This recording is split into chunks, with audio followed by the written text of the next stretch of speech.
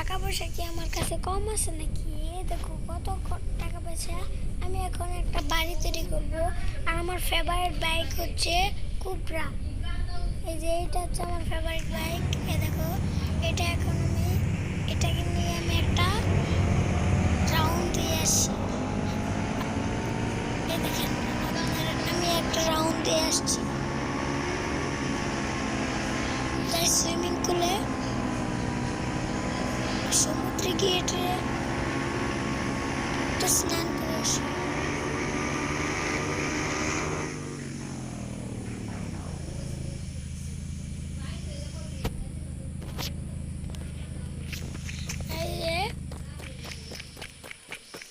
এখন আমরা স্নান করবো সমুদ্রে গিয়ে।